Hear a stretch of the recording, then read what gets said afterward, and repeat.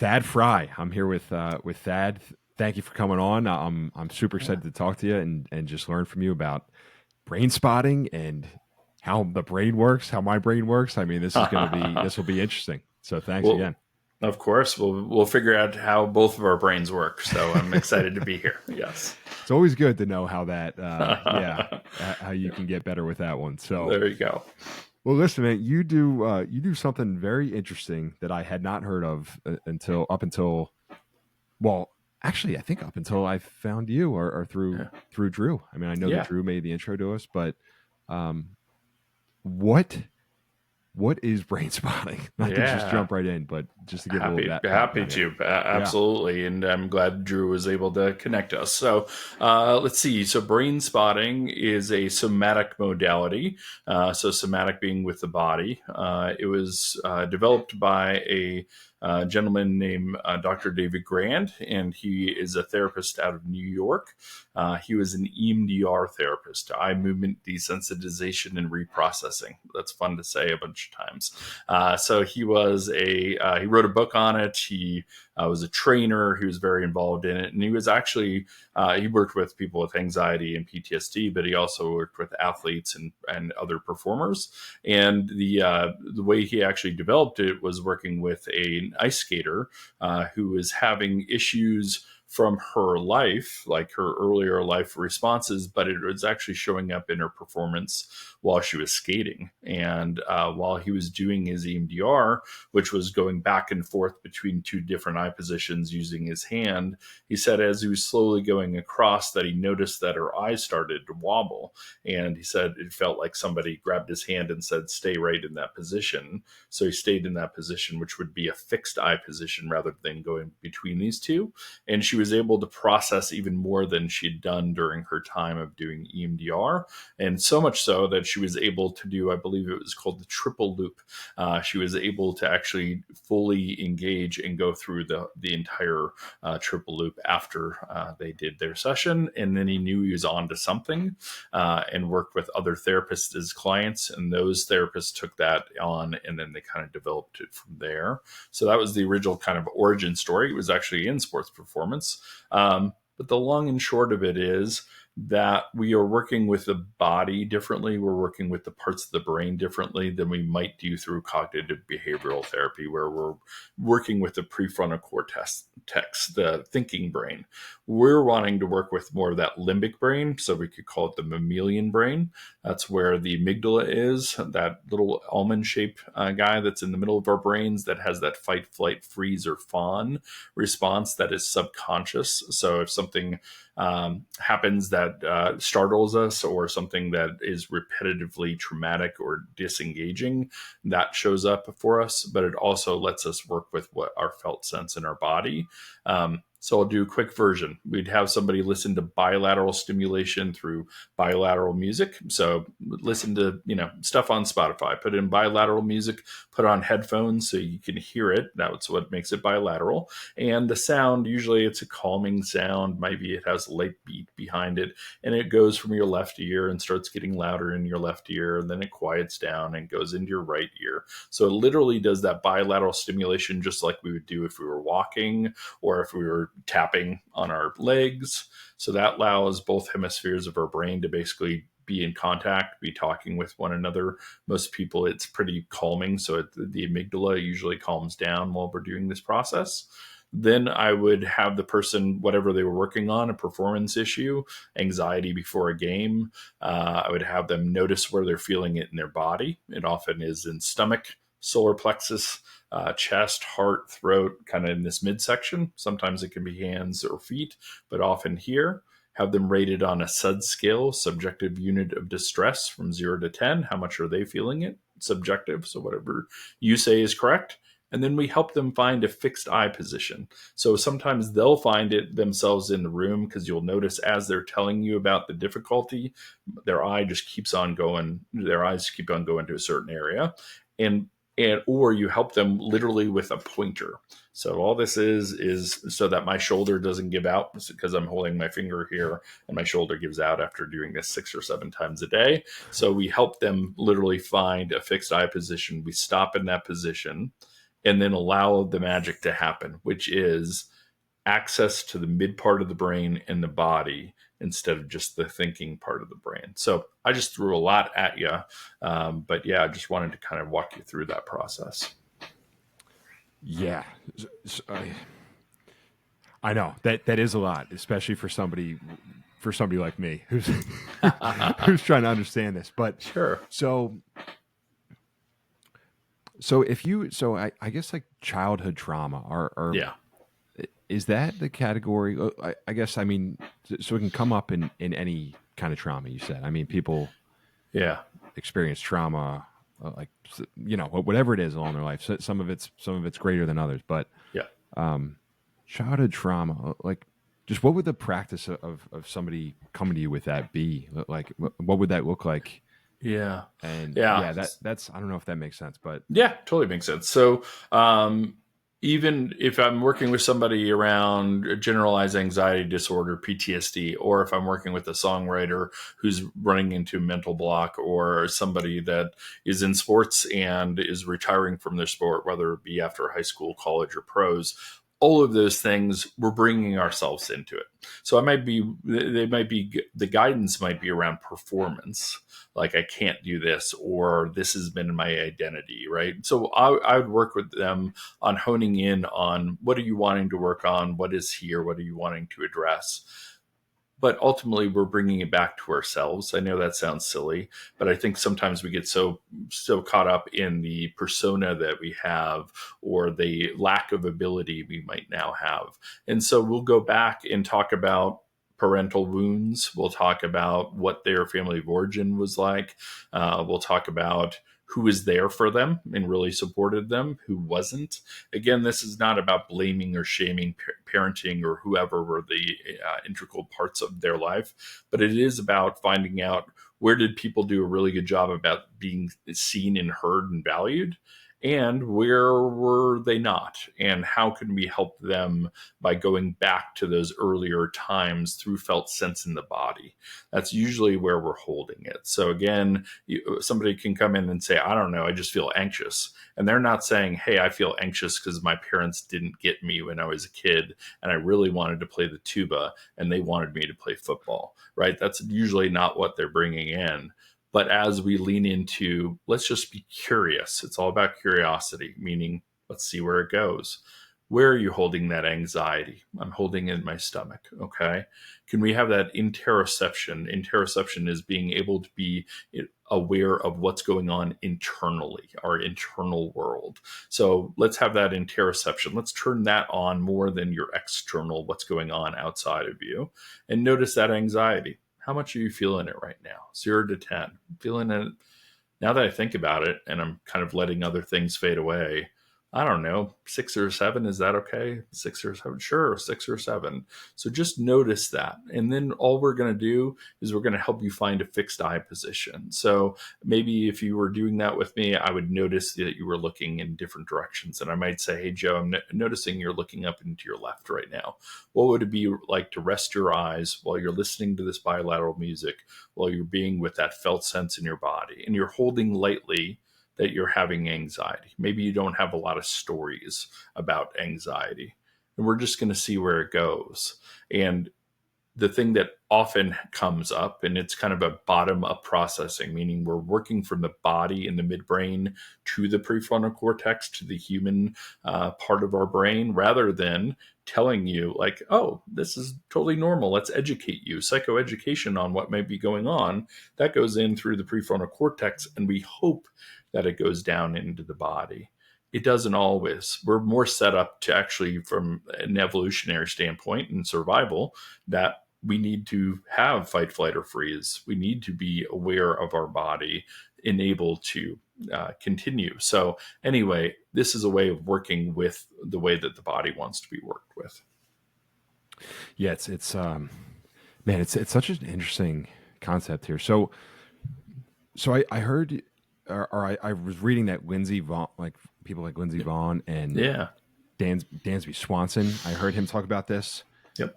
Like what did Dansby bring up in that podcast? He was like, it's not even childhood trauma or anything like that. He's like, it could be the trauma of having a bad rookie season. I think that You was got it. what he was talking about. So, Yes. like, how does it how will it help athletes? What is Yeah. yeah? What's that like for them? Absolutely, absolutely. So if we're talking about, and I'm using these terms loosely. I think once an athlete, always an athlete, but I'll say more active athletes. So let's look at that. A lot of the times that people come to me specifically, they come to me because they develop something like the yips. They develop some kind of performance block. I definitely work with people to help their performance get even better as well, and that's fun work. But I really like working with people that I work with a lot of pitchers. So let's say a pitcher is said, I've thrown my throw is my fastball, and it got me through high school, got me through college. I'm now in the bigs, and all of a sudden I've developed where I occasionally will throw it and it will be totally off. It will go off to the left and I can't control it. And so by the time they get to me, they've usually tried a bunch of different things. They've tried to work on different grips. They tend to go in and talk to their PT. They talk to the doc with the club. They are the ones that work their butts off and go in, earlier. They don't want anybody to know. A lot of times, it can be quite embarrassing. It might lose them their job, right? So they've worked hard before they've gotten to me. So what I work with them on will be to go backwards to go forward.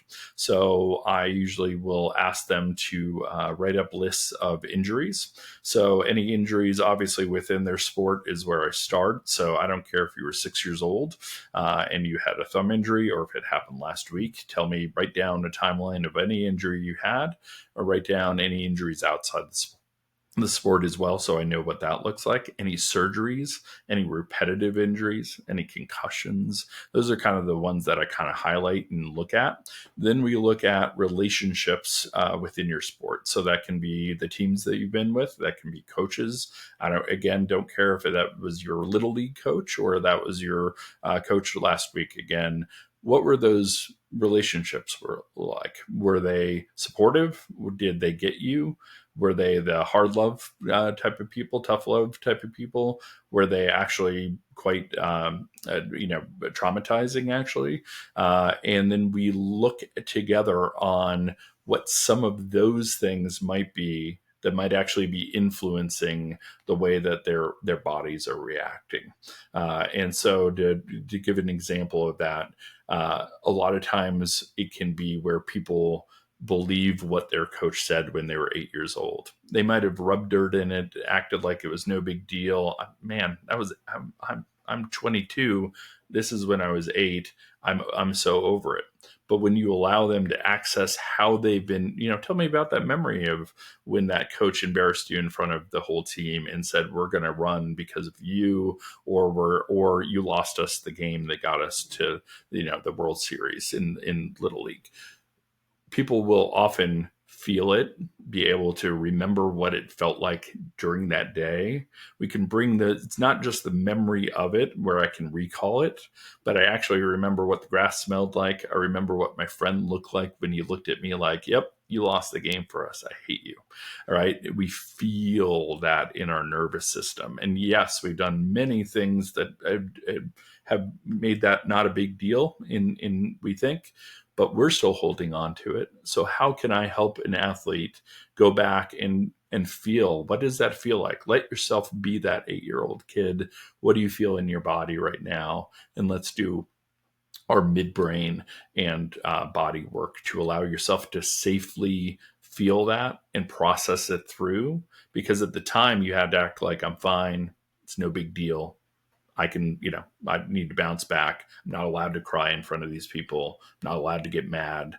I need to act like it's just fine." But really what was happening in your body was, "Oh my God, I'm going to lose all my friends. Maybe I thought I was going to go play in high school. I can't do that," right? There's all this threat to ourselves that now we can allow ourselves to feel, so that in our current situation, that threat doesn't show up in our body and our nervous system when we're doing an activity we love. Hmm. So so you're basically digging back into that, like trying to feel what that moment felt like, Yes. so that you don't ever feel that again. Is that You got it. fair to say? Great way of saying it. Great Okay. summation. Okay. Yes. So, all right. It, man, it's so so how long does it typically take? I mean, I'm sure it's different for everybody, It is. It is. right? But It's a good question, valid question. Everybody asks it. I've asked it when I've done my own work. So I just want to normalize that piece. I always tell people, if I'm working with somebody around anxiety, let's say they were in a car accident, and when I look back at their lives, generally they've had a beaver cleaver life. They've had a good life. Everybody's been, there hasn't been much trauma or adversity. Uh, Parents are still married and all that good stuff. Like it's pretty good life. When we work on one specific trauma, it usually can be resolved within a couple sessions because they have that baseline. But the majority of us have some level of trauma. One could argue that being birthed is a trauma, right? Coming into this life, and I don't mean that poorly, but we go through a lot as human beings. And so it really depends on what we're working on. But when I work with people on performance, they can usually notice a difference. Not that it's all better and it's totally resolved, but they'll notice a difference within a couple of sessions. That can look like anxiety drops before they go into a game. They can notice something like being able to be more clear headed and not getting that brain fog. They can grab all that other stuff that they've learned how to do, meditation and all that stuff, and they feel like they're more present to themselves. So they can start to notice some shifting going on within usually a couple sessions. got it. Yeah. Okay. So can we go back to just the athlete? Like you said, once an athlete, you're always an athlete. So Yep. that is why, and we talked on the phone before this. Yeah. Like I was telling you, that's why I originally started this, because I Yes. was I was a baseball player, and Yes. probably just thinking about, I guess my identity was wrapped in that forever. Even when I wasn't as good of a baseball player, like towards Sure. the end, I was like, Yeah. all right, I'm still, that's kind of what I do. Yeah. And then you just, I don't know, like life goes on. I mean, you stop playing, and it's like, okay, everybody has to work. You have to go get a Yeah. job. That's Sure. right. That's what it works. It's part of it. Yeah. But for me, for whatever reason, I haven't had, and I think personally, I was on a good path, and then COVID hit, and then you get Uh, sent home for a while, and yes. then I've been working from home since then. Okay. Yes. So it's and maybe that backtracks some of the progress that I made, or at least, or maybe I got in my own way a little bit. But it seems like some people have an easier time, like going from that sport or military service or Yes. anything, Yes. and like going into that next thing. So how can that? I don't know what the question is in here. It's like, Yeah. how can you help me? Maybe, but it's like, how would that help somebody who's like trying to figure out their career, and like Yeah. they're not happy with their job, or something. I'm Absolutely. just curious. Absolutely. Yeah. I mean, I would start with normalizing it, right? And so I actually, before I went into private practice and started doing performance work, I actually worked in hospice for a long time, and worked not only with patients as they declined and passed away, but mainly with loved ones and caregivers to kind of work them through the grief process. And so I might be biased, but I think life is all transitions, and life is all bits and pieces of grief processes, because we're letting go of something while we're saying hello to something else. And I really believe that. And I get to see that in so many different ways. And like you said, sometimes we just quote unquote move on. But I would guess, especially if we're dug in and we're doing high school sports and then into college sports, and that percentage wise, that's pretty rare for people to make it to college and play at that level, right? And then to say goodbye to that part of our identity, I don't think we can just say goodbye. I think it is important to give ourselves time and space. And that doesn't mean just one time, but over time, kind of figuring out, okay, why was my identity being a baseball player? I'm sure there's a lot of really good reasons why, right? That's not a bad thing. That's awesome. You built community around that. You got built a sense of self. You probably built, being physically fit and taking care of yourself. There's so many great things about being an athlete, especially at that level. And you're a person underneath that performance of being that baseball player. So one of the things I do again is to normalize that an end comes in every, whether it be high school, college, or pro, an end's always going to come. And just to allow yourself access to that you didn't fail, whether it's because of an injury, because of the yips, because of just the natural progression of your skill set and everything else. And then you can do things around values work. Another modality that works really well within this, and works more for the prefrontal cortex, for that thinking part of ourselves, but it's called ACT, acceptance and commitment therapy. And it really works on what are your values, not only what are your general values, but what are your core values. And it's pretty easy to, you can Google how to find core values through ACT, ACT, and there are a lot of good things out there to really allow yourself to go, well, when I look at this value, it resonates with me. That's who I am. Yeah, that's who I. And I always tell people, I want to know who you are right now, not who you've been. Not that can't help us, but who are you right now? And maybe, when you look at a sheet of 150 values, there's like 35 of them that stick out, and you're like, oh, I have a lot of values. I would say, great, awesome. Circle those, put it away, come back a day later, get it down to 15. Now take another couple days, come back to it, circle it down to 8. All right. After that, if you can get down to 5, those are what your core values. That's like when I think of Joe, that's who Joe is, right? This might change, and life circumstance might change where other things get more emphasized or whatnot. But when I think of who I am at my core, not who my wife thinks I am, not who my boss thinks I am, not who my coach in Little League who said I would amount to nothing, not anybody. It's who do I think I am? And then we can really do some good work there. We can also brain spot on it, because if curiosity is one of yours, then I would say, tell me about times you've allowed yourself to really be curious. And as adults, we might say, it's been a while, because we tend to think more in black and white. Like, I need to pay the mortgage, I need to raise my children to be good people. Like, we get kind of in these things. But when have you been curious in life? Well, been kind of playful in thinking about, maybe I want to do something besides this kind of work. Maybe, I always, when I was a kid, I always wanted to work with animals, but then I kind of put that away because I knew business would pay the bills. Okay, well, what do you feel like when you think about that career, right? Just notice what you feel in your body. And then maybe we find a fixed eye position to allow somebody to be more in touch again with what it felt like to have that be a part of themselves. Doesn't mean they need to quit their job in finance and become a veterinarian, obviously, but it might allow them to reclaim parts of themselves that they had to put away or felt they had to put away.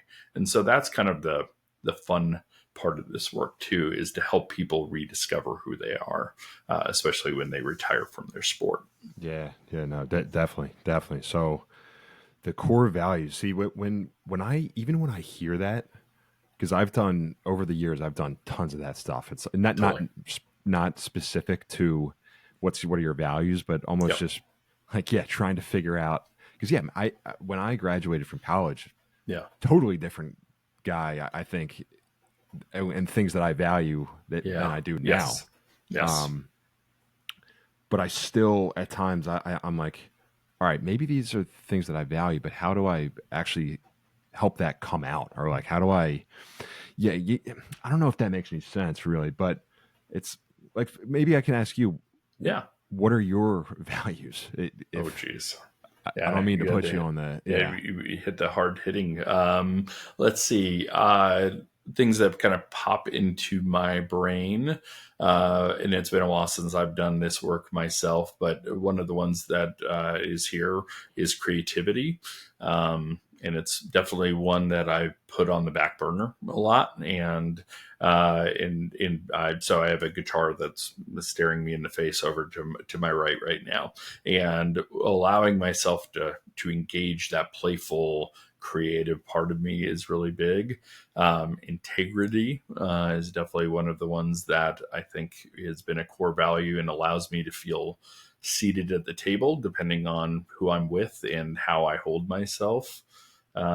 Yeah, I would go back to that word curiosity is definitely a gigantic one, because if you would ask me 10 years ago if I would be talking with you on a podcast about brain spotting. One, I don't remember when podcast started, but I sure as hell wouldn't have probably done brain spotting, because I was in the thought that I needed to read every book and absorb everything I could, and be able to basically do a lot of psycho ed and normalization, and that would get you across the finish line as my client. And now I know I can hold space for you. I can, of course, ask you questions. I can be a kind person that allows you to be able to tap into what you need to do. But with brain spotting and other somatic modalities, it really is, I'm affording you the place to be able to do your internal work. And that's through curiosity, meaning I don't know how you're going to interact with whatever we bring up today. So if we're working on you having the yips at some point in your life, I can't say for fact this is where your memories will go. This is how your body will react. This is what emotion you're going to share with me. I have no idea. But I do know that eventually you're going to get to a place that you're going to feel more healed from those experiences and be able to feel more whole. And that's what I've learned over the last 8 years, especially. Yeah, no, definitely. Because even it's like when you bring up certain, like when you brought up certain things in this conversation, I feel myself kind of reacting to it a little bit. So Totally. like we talked about that. I don't know if I ever diagnosed myself with having yips or anything like that, but Yeah.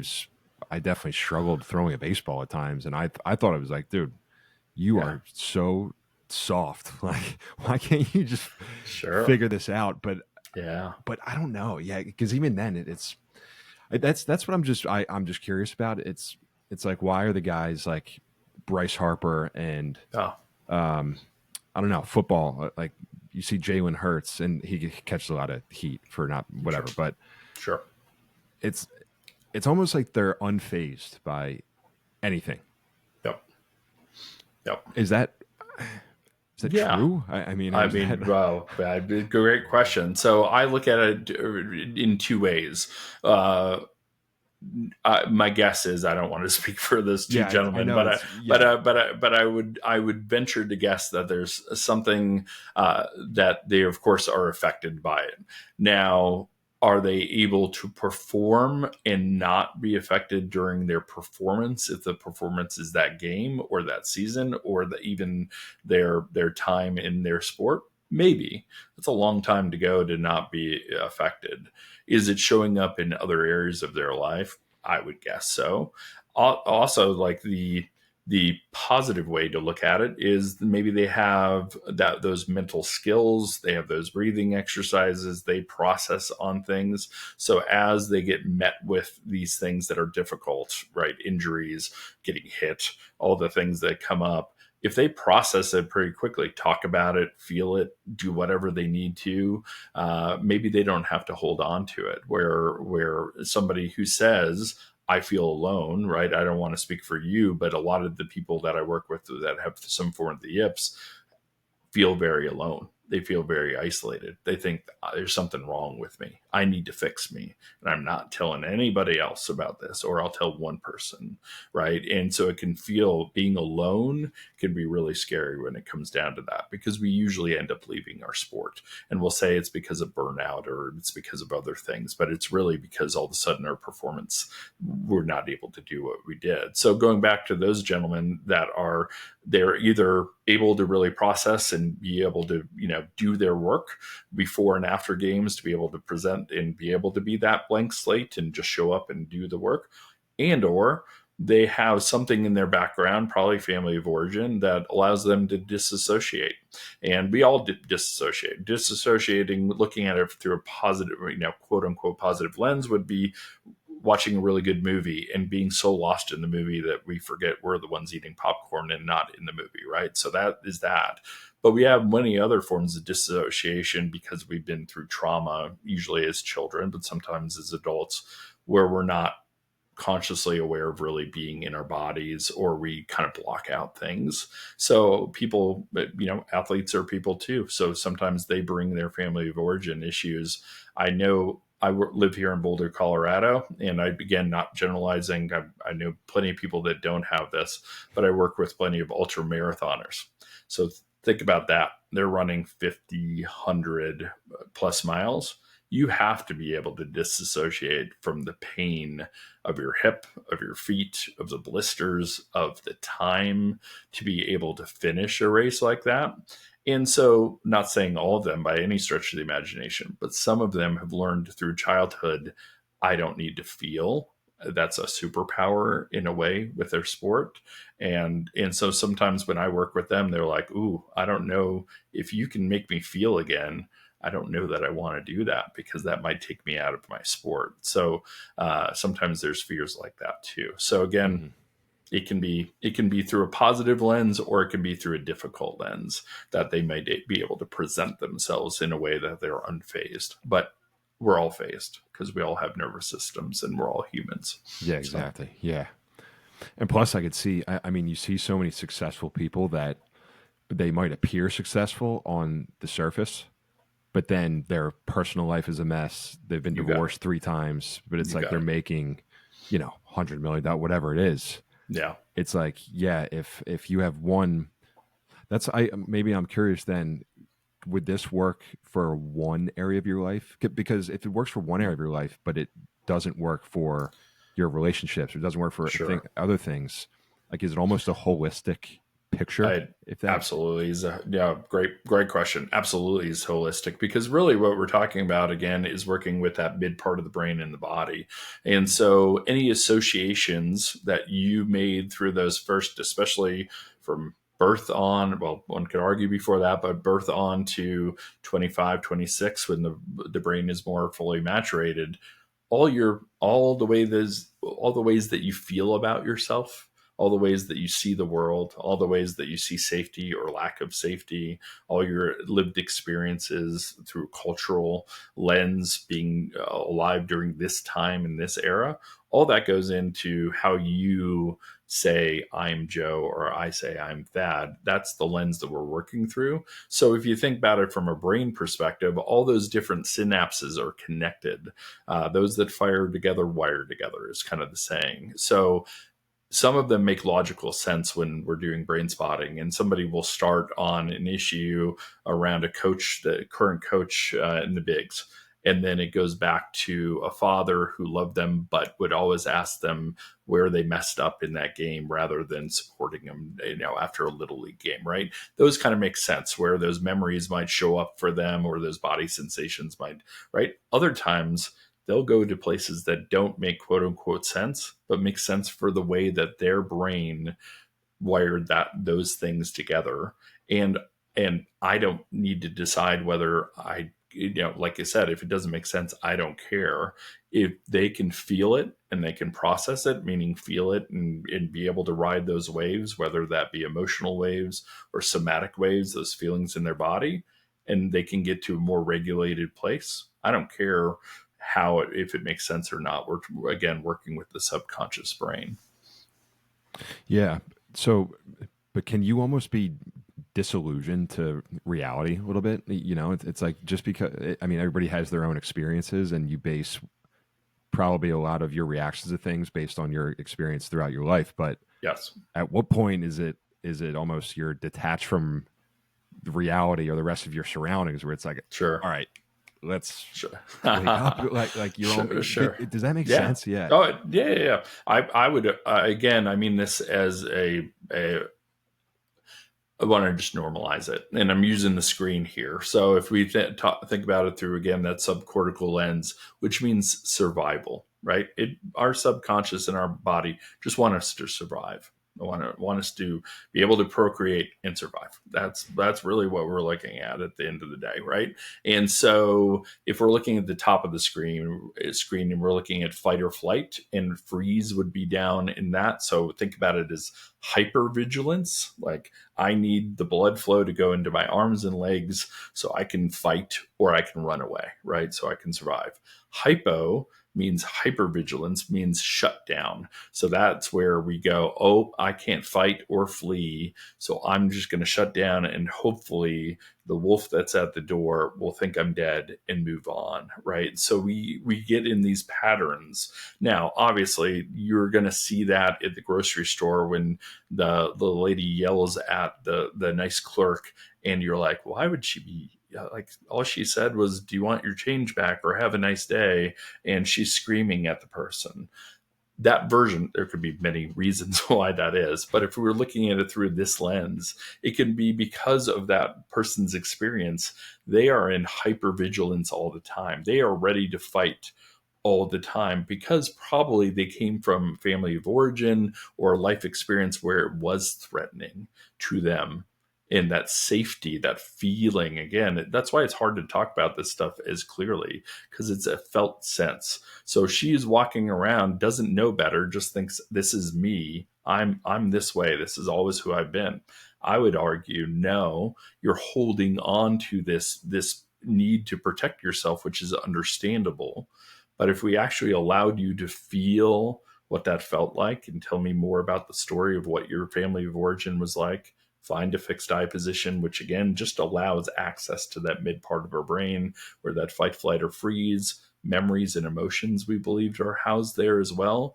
And then how we hold that in our bodies. I'm not saying one session and she's a different person, but it, for people, 6 months, whatever, they can walk into that same situation and go, thank you so much for my change. I appreciate it. Have a nice day, because they're more regulated. They're not starting at a 9 out of 10 all the time where it only takes a little thing to set us off, right? Or those people that are so shut down that you're like, are you there? Or, let's check in. Like, I like you and we have these conversations, but then you disappear, or you're really unengaged, or you're not involved in your life.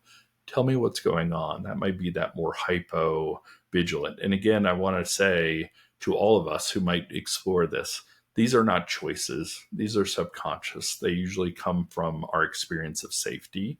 And so why not work with the parts of the brain and body that work with that rather than just trying to talk through it? Yeah, yeah. So it can basically work for anybody. Does it?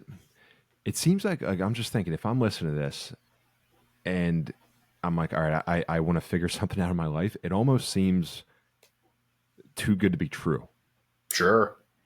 right? Sure. Yep. It almost sounds like, all right, you can solve any of your problems if you would do this. Yeah. Is that? No, I I like it. mean, would you push back on that? Yeah, you Or does it absolutely. work for? I push back just in the sense that it absolutely won't solve all your problems. Yeah, So I'll start there, and say that, as I tell any of my clients, it's not going to make memories that were difficult or traumatic disappear. What it might do is when it not let that memory, but all that felt sense around it. So it's one thing to be able to say, "Hey, Joe, I remember 2 weeks ago when I went to the mall and hung out with my kids and we had a good time." Now, I might lightly hold that and be like, "Oh yeah, that was a nice time." But in general, it's just a thought. It's truly a thought firing of that. When I tell you about something that was traumatizing or at least difficult for me, I probably know what some of the sights, smells, sounds are. Like, it shows up. I can feel it activated in my body because my body is saying it's like I'm there. The midbrain doesn't understand. If I talk you through my trauma, part of my nervous system is in that traumatic situation.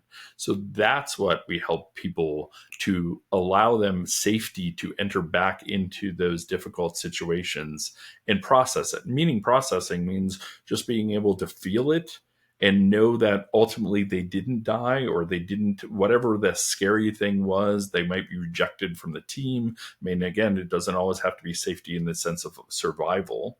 But if you think about it, if somebody cuts their hand in their game, obviously we know we have really good medical care now. Our prefrontal cortex does. We know that, darn it, I'm probably going to be out for 3 weeks, and that might screw up some stuff, and that affects me. But I'll bounce back. I love my physical therapist. I love the surgeon here, right? What our midbrain notices as I see blood, I see bone, I see.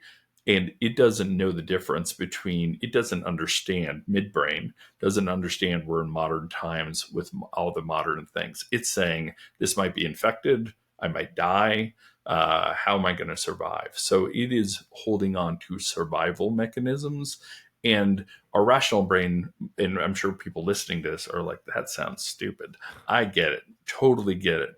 Work with people that have had big injuries and let them tell you about what they notice, like, oh, this was the end of my career, but I also was wondering if I was going to die, right? Things show up in ways that we can access it. So anyway, say all that to say that it gets at things that we wouldn't be able to get at, again, through our prefrontal cortex and just thinking our way through it. And that, I will say, is pretty magical, because oftentimes people will not have memories. We're dealing with things that happened in pre-verbal times. So from when they were infants to 3 to 5 years old, where we don't have a memory of this event, but we notice that maybe we don't feel loved, or we never feel good enough, or we're always asking our wives or partners, am I doing enough? Can I help you out? Right. And the drive can be, I don't understand why I'm doing that. But it probably comes from how we attach to our parents, and that they were more involved in their needs. And so we had to go away from what we needed and to be attuned with, and we had to attune to them for survival. Because as children, they were our survival. So parents are supposed to turn towards us and say, what do you need? How do I make sure you're warm enough? How to make sure you've eaten enough? How make sure that you're loved enough? And who are you? And again, not ripping on parents. I'm a parent and I make mistakes all the time. But if we have parents that don't do any of that, or we do it pretty inconsistently, then the child learns very quickly for survival. Don't worry about who I am or who I'm developing into and what my needs are. For survival, how are you doing? How do I meet your needs? And so we can work with that, again, through the body and the midbrain. But how would we ever enter in through the thoughts? Because I don't even have a memory of being 3 years old and having to turn away from who I was at that time.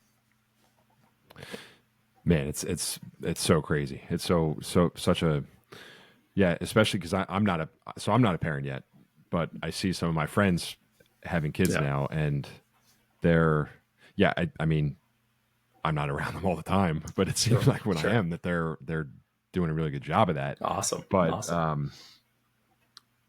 just complex. There's a lot Yeah, of complexities in yeah, in human yeah, beings, man. It's wild. So just thanks for sharing this. That I know yeah. you have to run Yep.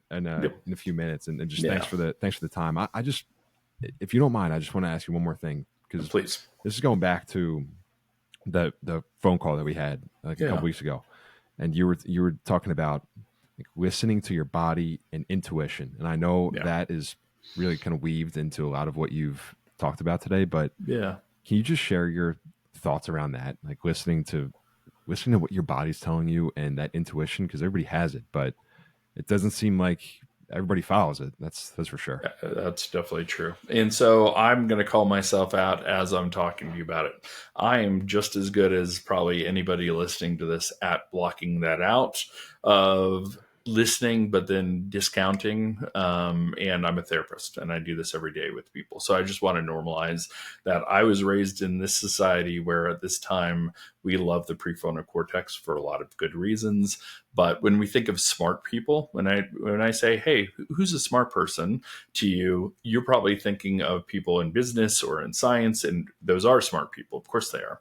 You didn't think about the yogi or the person that is body centered or the person that listens to their intuition, right? Because that's not what we currently, in general, tend to think about as smart, or the people that we hold up.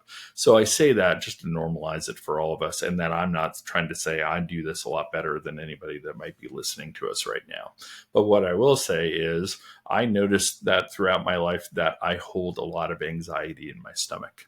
So much so that it just was me and I blocked it out. It just was like, oh, when I finally started to do mindfulness work, when I finally started to do my own brain spotting, when I slowed down and didn't just get in the race of my life, which I often jump right back in that current many times, like many of us. But when I take time to be on my walk, be on my run, do my mindfulness techniques, I'm not trying to solve anything. I'm just trying to notice. So I notice what my stomach feels like and how I'm holding it. And then I might ask myself, well, what's that about? And very rarely am I going to have a thought that bubbles up that goes, oh, this is exactly what it's about. That it's about when you were 3, right? It's not as though that is it, but it allows me to start having a relationship with myself and being curious again, noticing what's that about. I didn't notice that I was having that earlier today. Am I walking into something that's bringing up that felt sense in me, or has it always been there and I just wasn't attuned to it? So again, just allowing people to, we talked about attunement between a parent and a child. There's a lot of self attunement that we all can do to say, what am I noticing? So as I'm talking to you, I've enjoyed our conversation. I enjoyed when we got to talk earlier as well. I felt very comfortable. I just wanted to be able to share that with you. So I have a light anxiety in my stomach, and I noticed that I'm holding my shoulders in a little bit. Do I know exactly why I'm doing it? Nope. But might I do some self brain spotting to be like, wonder what's going on? What is it about showing myself to the world or having this conversation that might make me be pulling myself in and raising my anxiety more than if we were grabbing coffee together, on a Wednesday. So anyway, it allows access to ourselves. I think the body does let things bubble up. I think the midbrain does let things bubble up to our conscious awareness. And I've heard different things about this.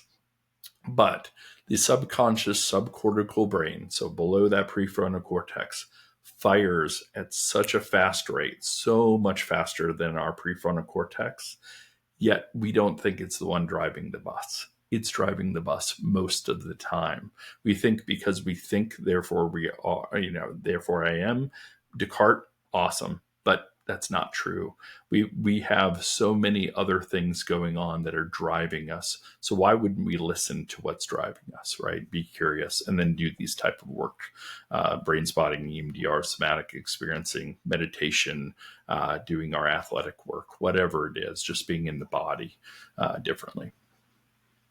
Awesome, man. It's so interesting, and again, just thanks for the time. I mean, Yeah. I hope that this can, just help somebody listening in, just to, at least to get curious about themselves. I don't know. I mean, it doesn't That would be awesome. have to be brain spotting, but yeah, Yeah. it's very very interesting. So Yeah. that I'm happy we're Yeah. connected again, man, and just thanks for the time today. I really appreciate it. I All right, appreciate it, Joe. Thanks so all right. much.